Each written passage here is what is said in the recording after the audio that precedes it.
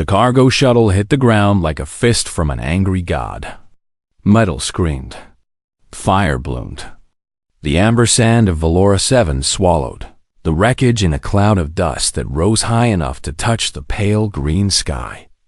Taiho woke up hanging upside down, held in place by his safety straps. Blood dripped from a cut on his forehead, falling up toward the crumpled ceiling below him.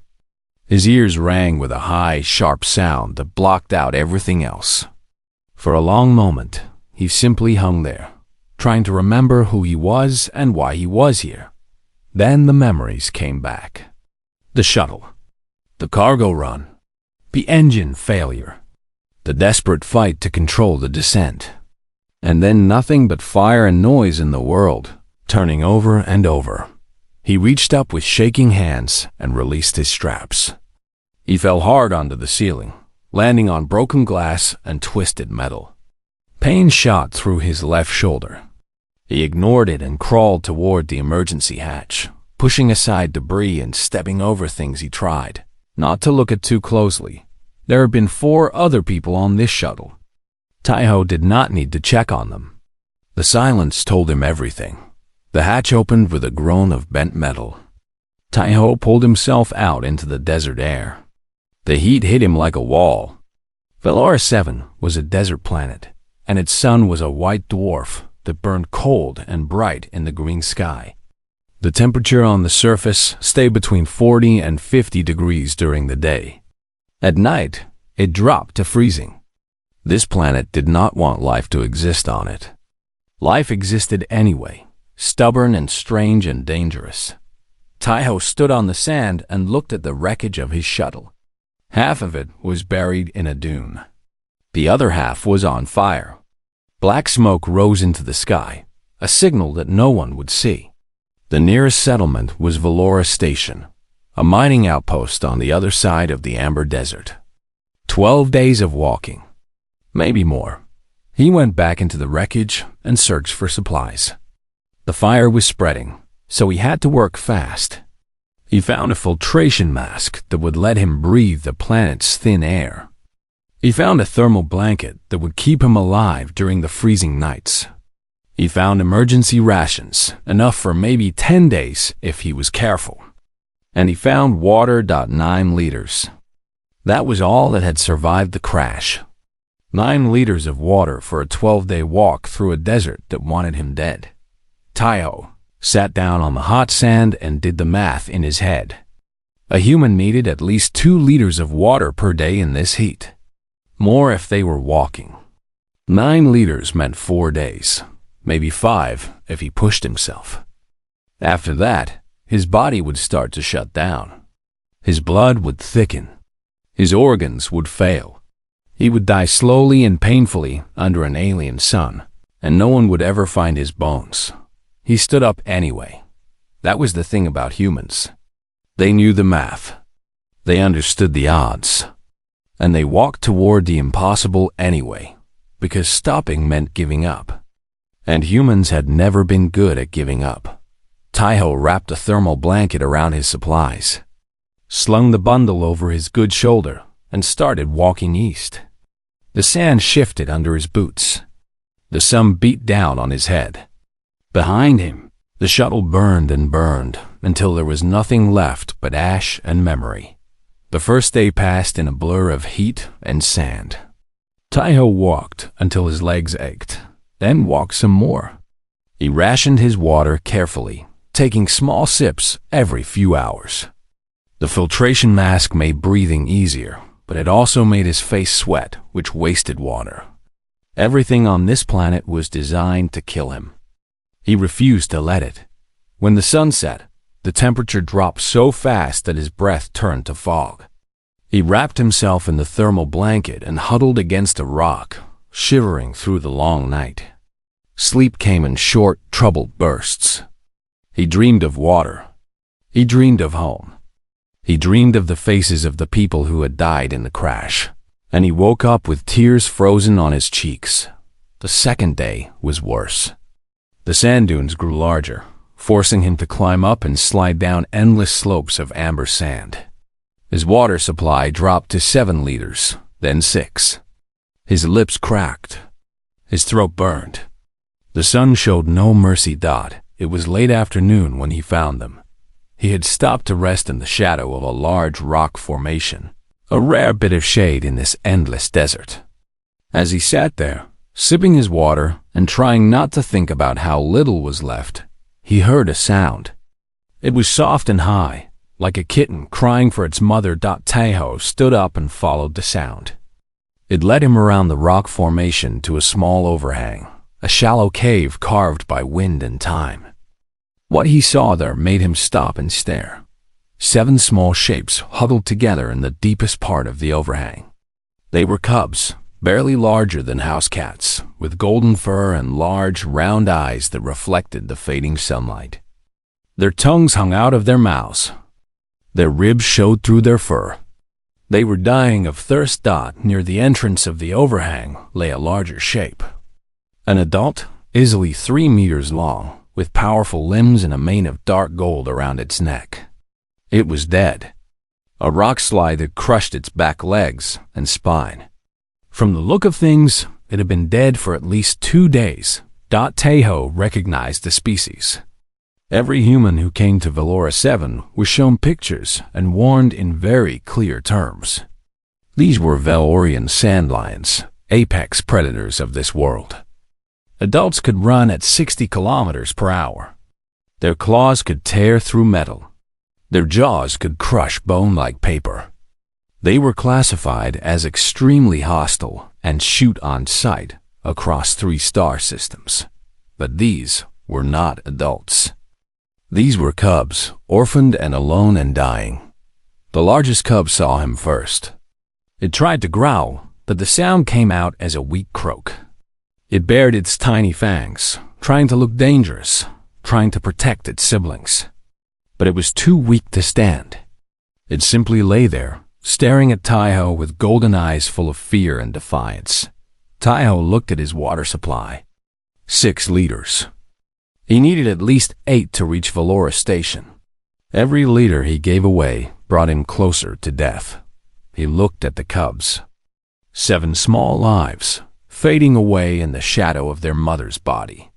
He thought about the math. He thought about the odds. He thought about all the logical reasons why he should walk away and save himself. Then he opened his canteen.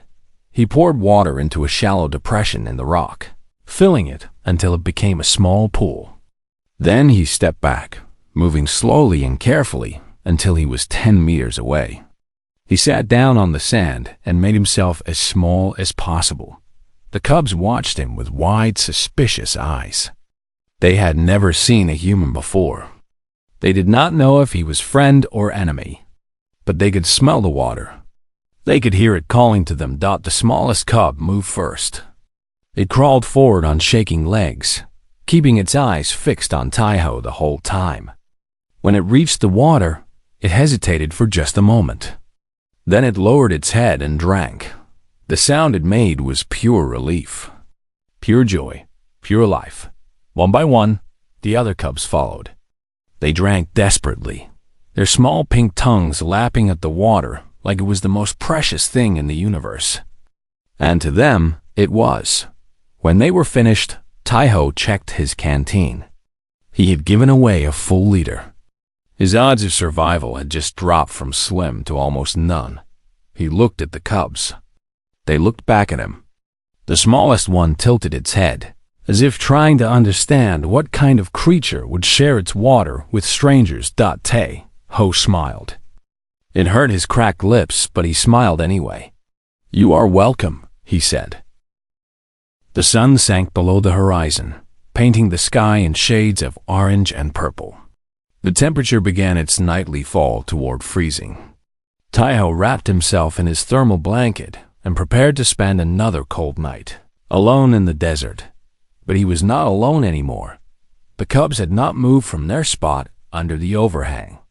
They lay in a pile, pressed together for warmth, watching him with those large golden eyes.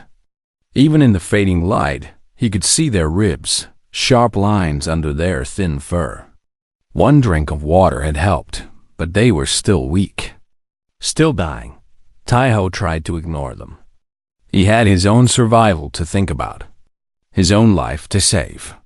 These cubs were wild animals, predators from a species that killed humans without hesitation. Helping them was foolish. Caring about them was even more foolish. He closed his eyes and tried to sleep. A small sound made him open them again. One of the cubs had left the pile. It was the smallest one, the one that had drunk first. It was walking toward him on unsteady legs, moving slowly across the cold sand. Taiho sat up. "No," he said. "Go back to your siblings. I cannot help you."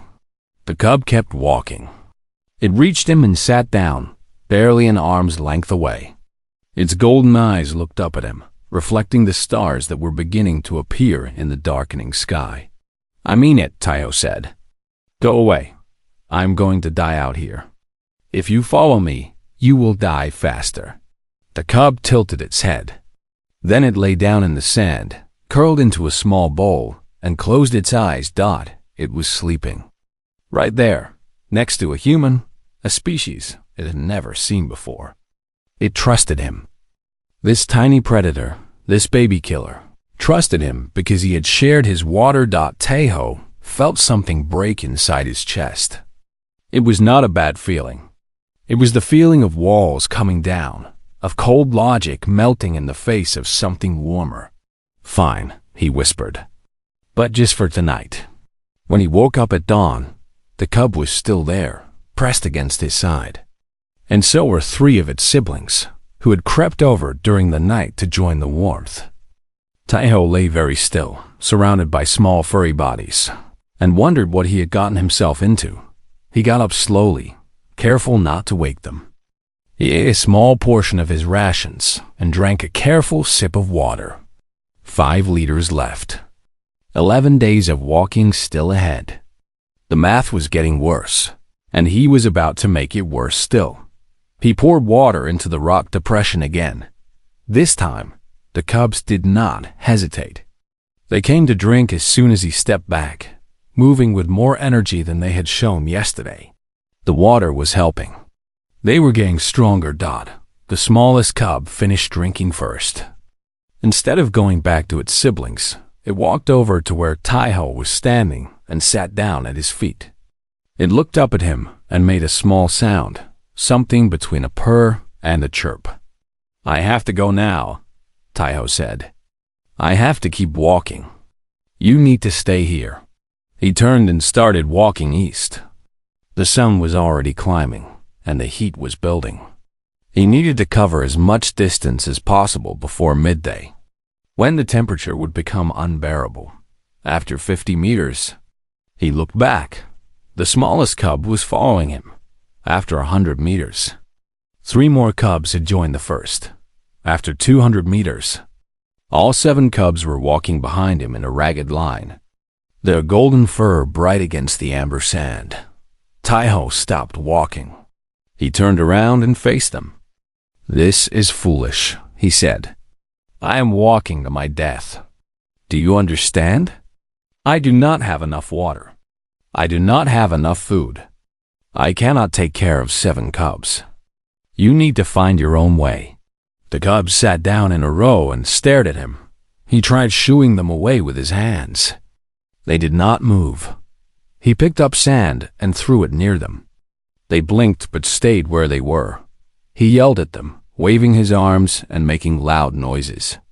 They flattened their ears but refused to leave. Finally, Taiho gave up. He sat down on the sand, put his head in his hands, and laughed. It was a tired, broken laugh, the laugh of a man who had lost control of his situation completely. "Fine," he said. "Fine. Come along.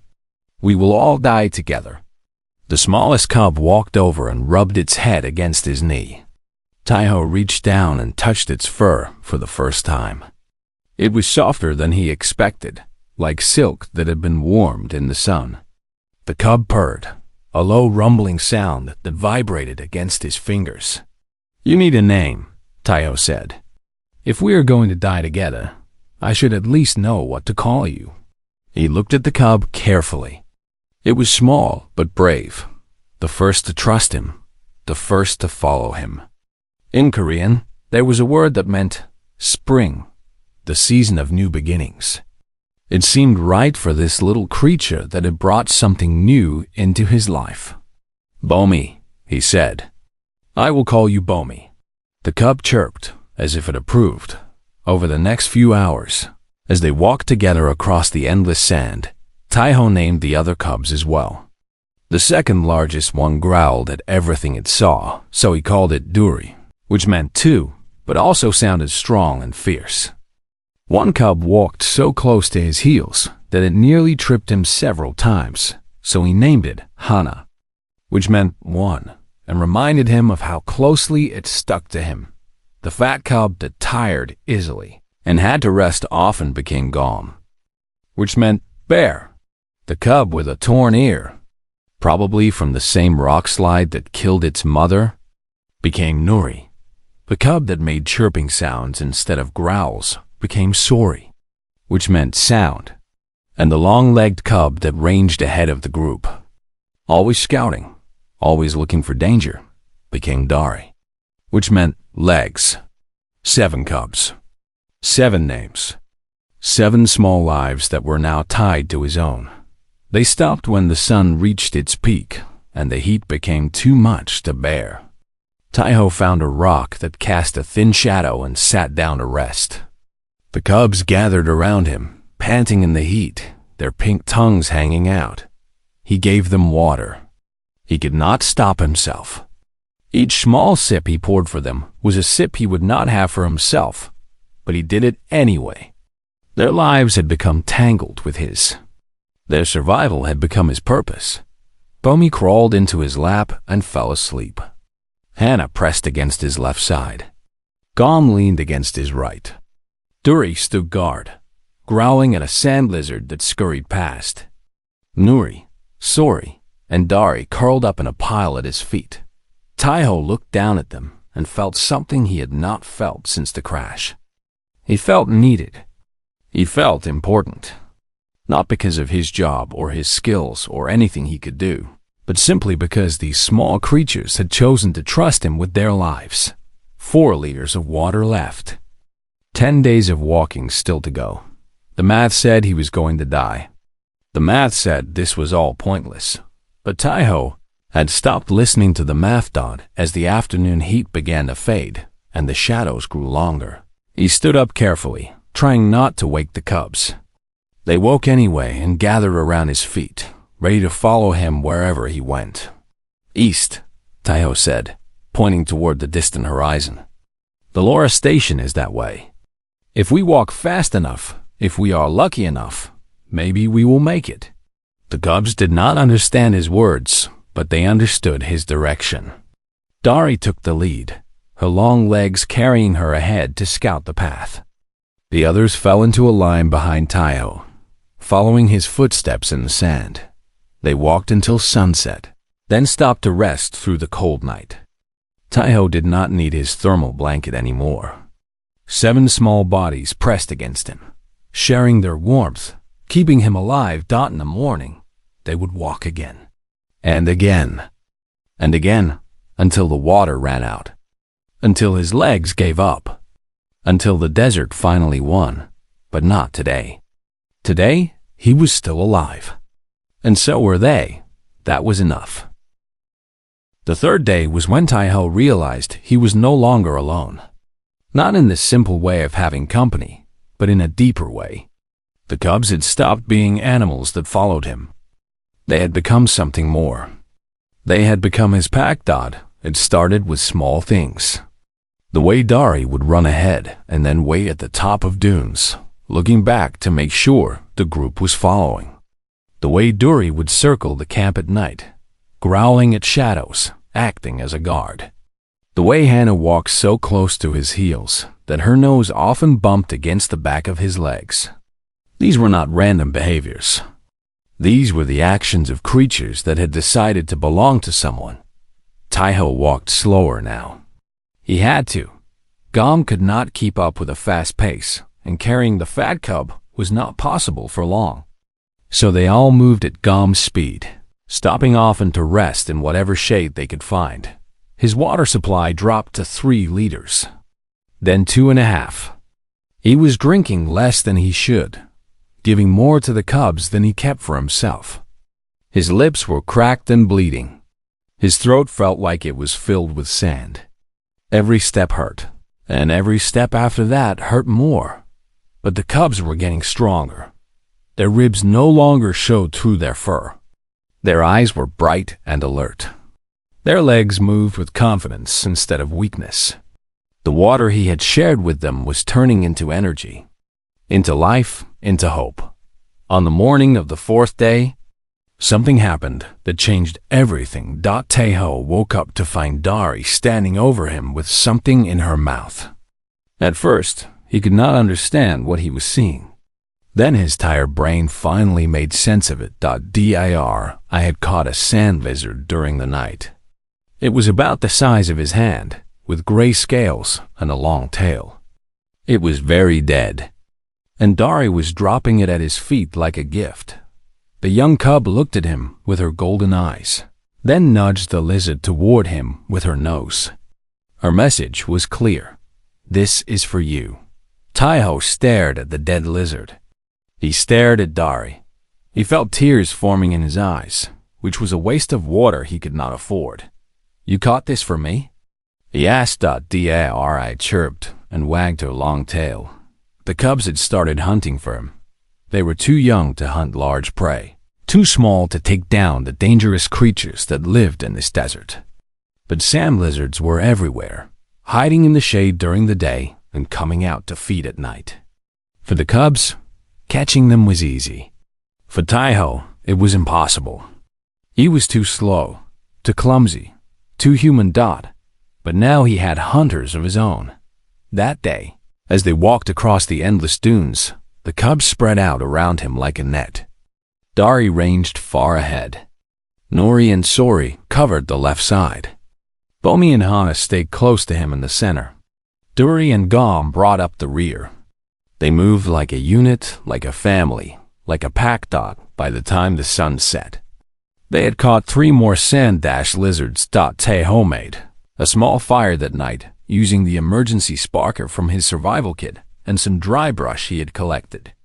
He cooked the lizards over the flames, turning them carefully until the meat was done.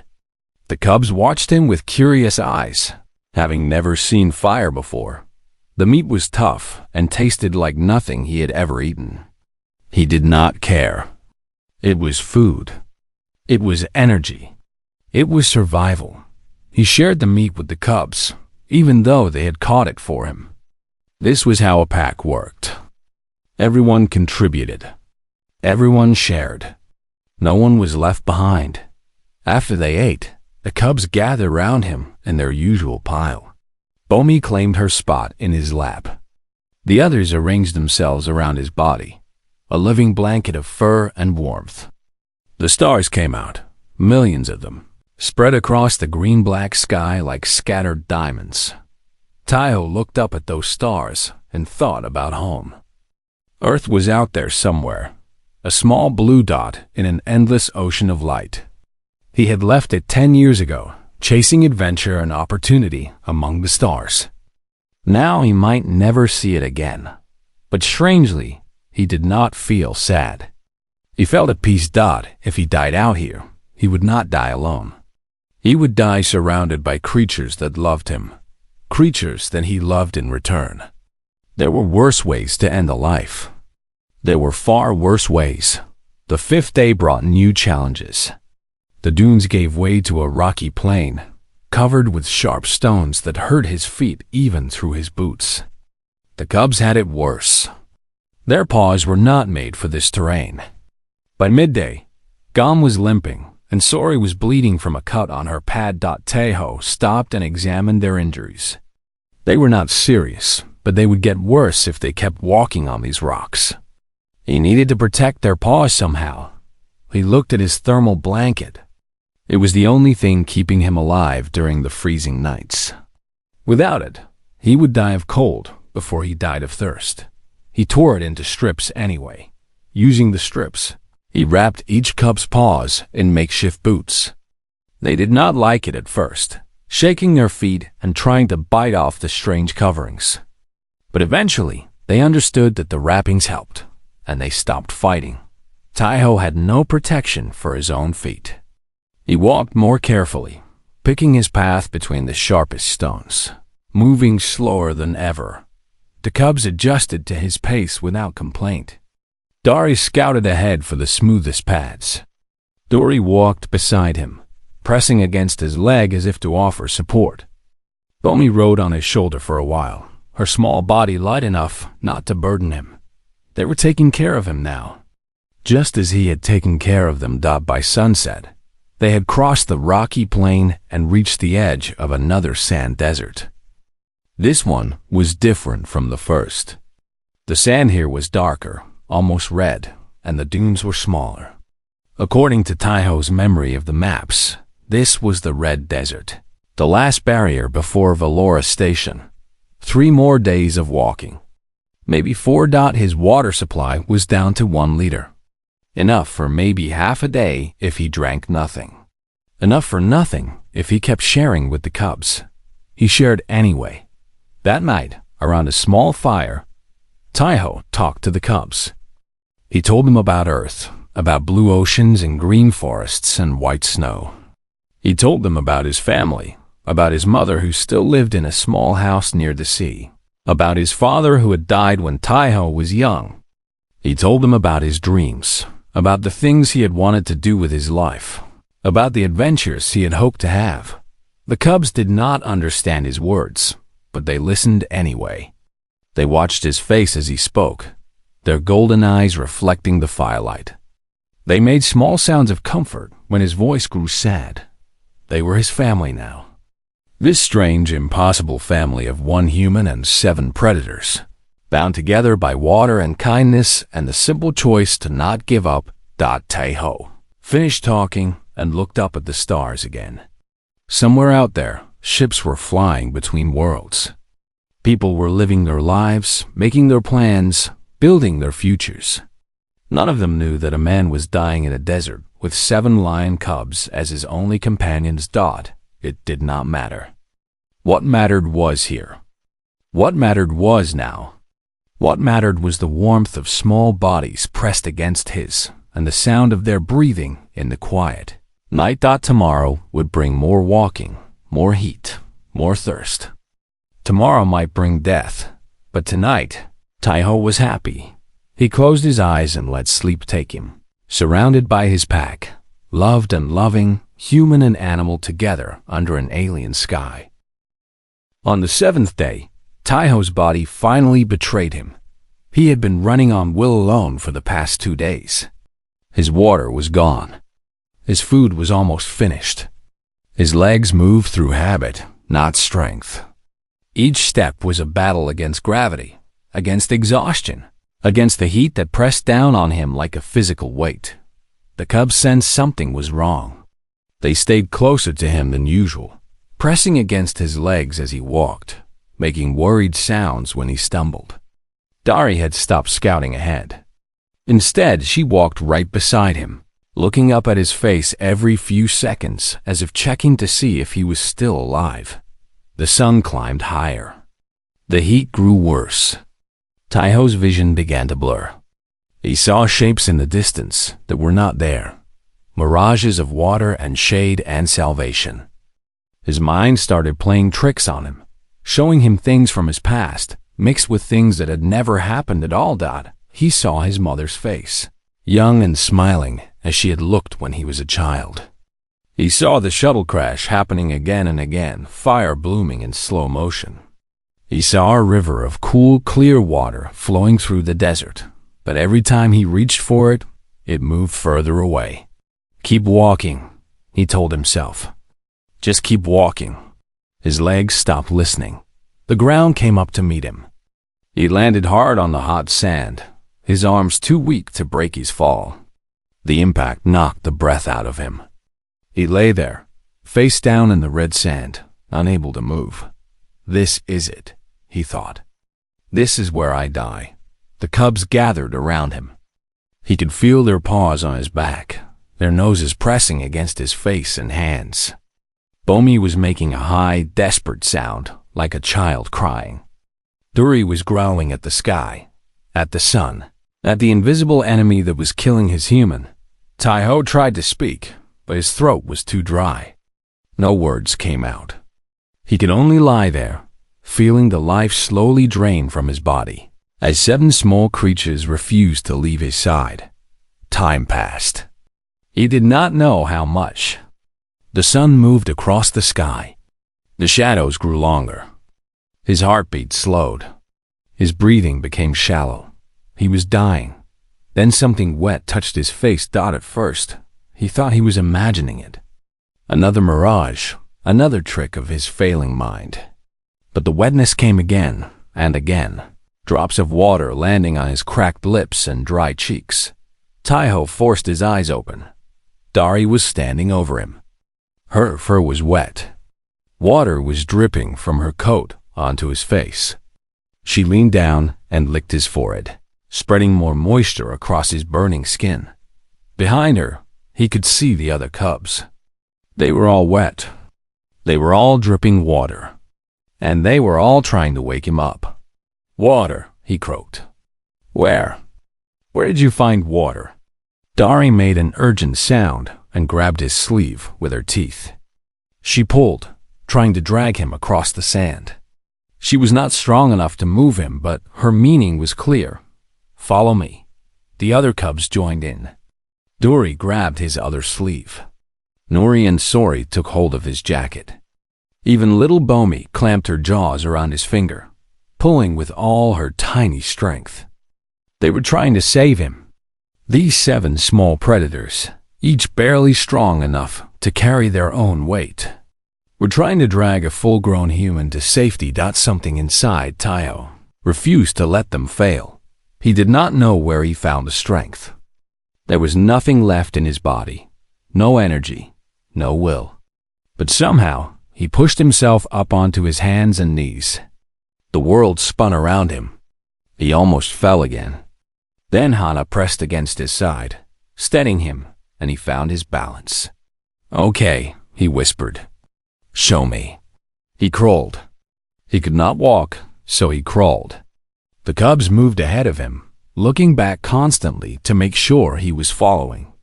Dari led the way, her long legs carrying her forward. The others stayed close, forming a protective circle around their human. The journey felt endless. Every meter was agony. His knees scraped against rocks. His hands bled. The sun beat down on his back without mercy, but he kept going. For the cubs. For himself. For the simple, stubborn refusal to die that was the most human thing about him. And then he saw it. A canyon, hidden between 2 ridges of red rock. He would have walked right past it if he had been alone. The entrance was narrow, barely visible from the desert floor. But inside, in the cool shadows where the sun never reached, there was a spring. Water bubbled up from the ground, forming a small pool that overflowed into a stream. The stream disappeared into the sand after a few meters, but the pool remained, a miracle of life in this dead land. Taiho fell forward into the water. The cold hit him like a shock. He gasped, swallowing water, choking and crying and laughing all at once. He plunged his face into the pool and drank like an animal, like a dying man given a second chance at life. The water was sweet and clean and perfect. The cubs jumped in with him, splashing and playing, celebrating their victory. Bomi paddled in circles around his head. Duri stuck his whole face underwater and came up snorting. Gom floated on his back, too fat to sink. For a few precious minutes, they forgot about the desert and the danger and the long walk still ahead of them. Taiho lay in the shallow water and let the cold seep into his bones. His body was still weak, still damaged, but he was no longer dying. The water was saving him, giving him back the life that the desert had tried to take. He spent the rest of that day at the spring, drinking and resting and recovering his strength. He refilled his empty canteen again and again, drinking until his stomach could hold no more, then drinking again when he had room. The cubs hunted in the canyon, finding fat lizards and strange insects that lived in the cool shadows. As the sun set, SiHFY sat at the edge of the pool and watched the stars come out. The cubs gathered around him, wet and happy and alive. "You saved me," he said to them. "I was dying, and you saved me." Dari chirped and laid her head on his knee. Bomi curled up in his lap, already falling asleep. The others pressed close, forming the same pile of warmth they made every night. But tonight was different. Tonight, SiHFY understood something he had not understood before. He had shared his water with the cubs, because it was the right thing to do, because they were dying and he could help. He had not expected anything in return. He had not asked for anything, but the cubs had given him everything anyway. They had followed him because he was kind. They had stayed with him because he cared. And when he needed them most, they had found a way to save his life. This was not about survival anymore. This was not about reaching Valora Station or escaping the desert. This was about something bigger, something that mattered more than life or death. This was about love. SiHFY had found it in the strangest place, with the strangest companions. But love did not care about species or circumstances. Love only cared about connection, about caring, about the choice to put someone else's needs above your own. He had made that choice on the second day, when he shared his water with 7 dying cubs. Today, they had made the same choice for him. Tomorrow, they would walk again. Tomorrow, they would face the desert again. But tomorrow, SiHFY would walk with something he had not had before. Hope. Real. Solid, unbreakable hope. He closed his eyes and slept, surrounded by his family, dreaming of water and life and the impossible path that still lay ahead. 5 more days of walking. 5 more days of danger. But for the first time since the crash, SiHFY believed he might actually make it, and he knew, with absolute certainty, that he would not make it alone. The 12th day dawned clear and hot, like every day before it. But this day was different. This day, SiHFY could see the end. On the horizon, rising from the red sand like a dream made real, were the metal towers of Valora Station. They caught the morning light and threw it back in brilliant flashes. Signals of civilization, signals of safety, signals of survival. SiHFY stood on top of a dune and stared at those towers for a long time.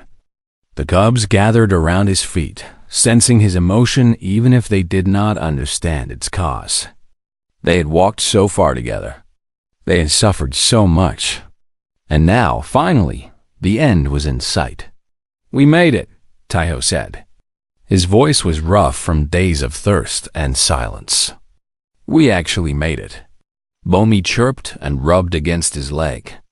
Dari sat on her haunches, her golden eyes fixed on the distant towers. Even Duri stopped growling for a moment, as if recognizing that something important was happening. The last kilometers were the hardest. Not because of the terrain or the heat, but because hope is sometimes heavier than despair. SiHFY's legs shook with every step. His heart pounded with fear and excitement and a dozen other emotions he could not name. The towers grew larger with each passing hour, but they never seemed to get any closer.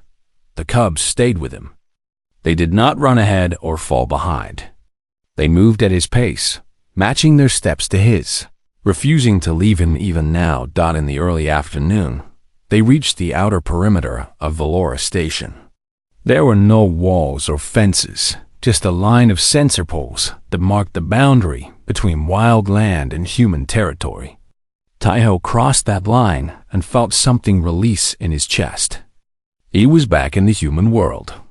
He was safe, but his relief lasted only a moment. The first colonist who saw him screamed. She was a young woman, carrying a water container from the well to her living module. She dropped the container when she saw them, water splashing across the hot ground, and ran toward the center of the settlement, screaming words that Taiho could not make out. More people appeared.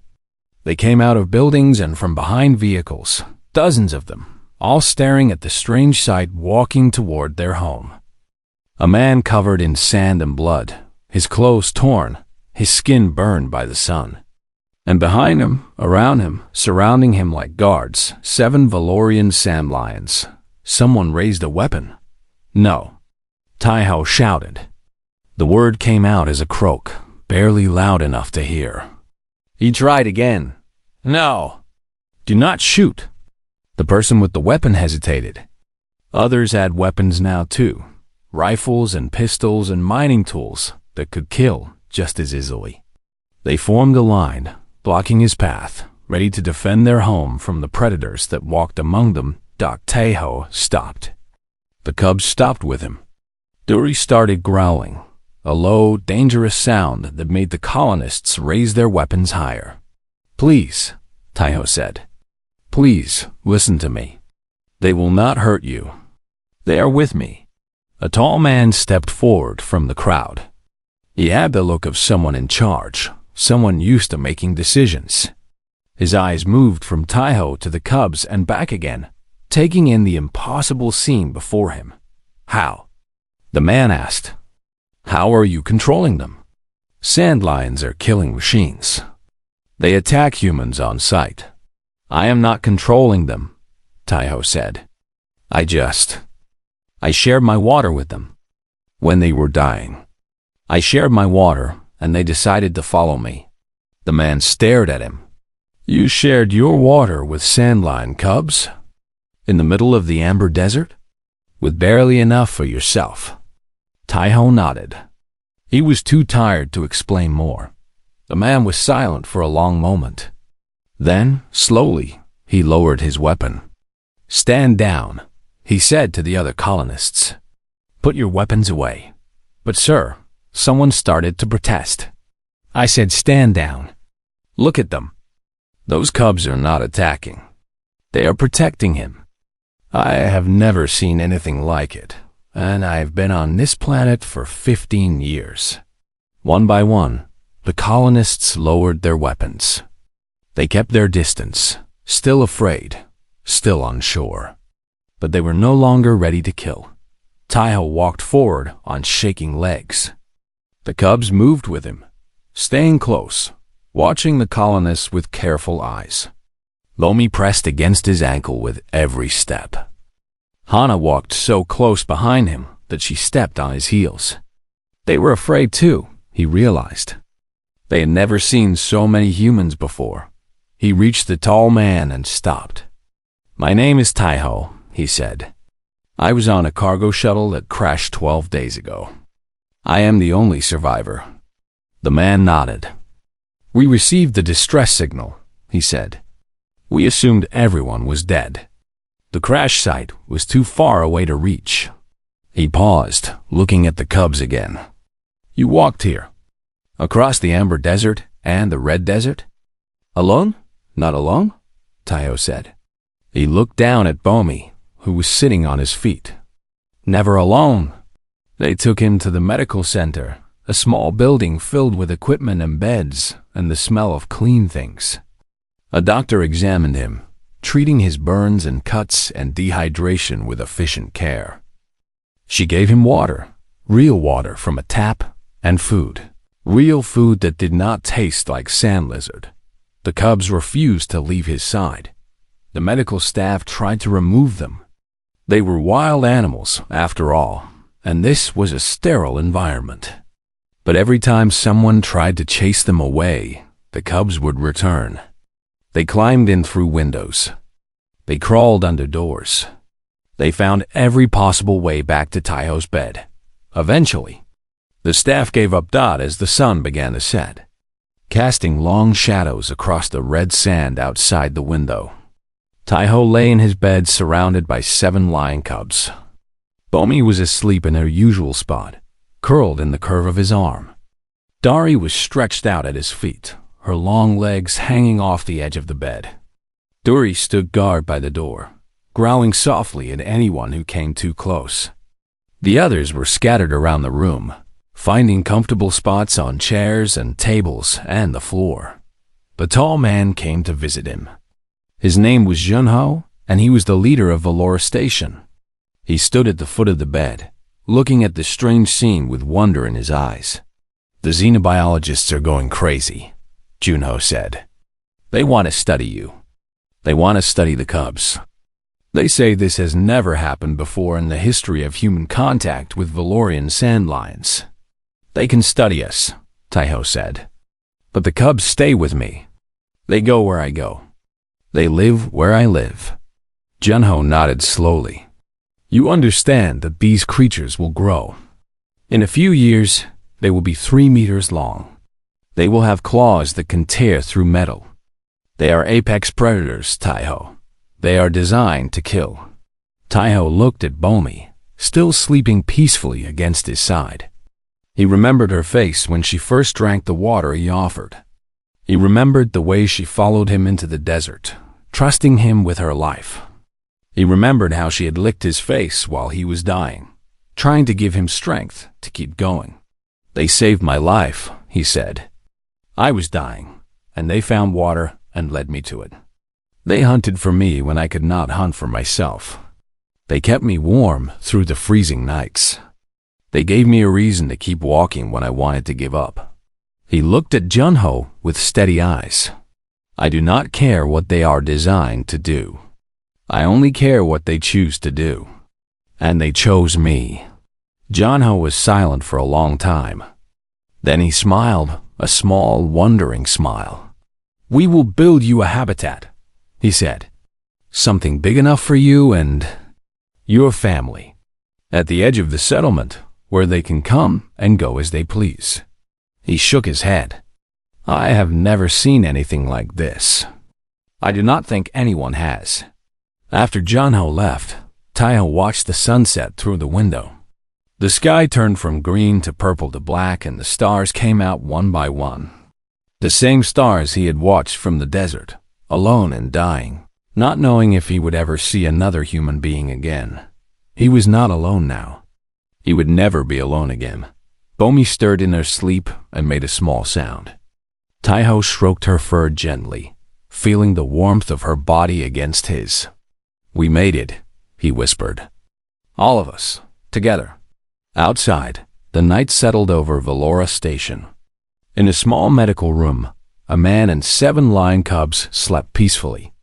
Their breathing slow and steady, their dreams full of water and sand and the long journey that had brought them here. The universe was vast and cold and mostly empty. But in one small corner of one small planet, something wonderful had happened. A human had shared his water with strangers, and those strangers had become family. It was not logical. It was not efficient. It was not the kind of thing that survival manuals recommended, but it was the most human thing in the galaxy. And it was beautiful.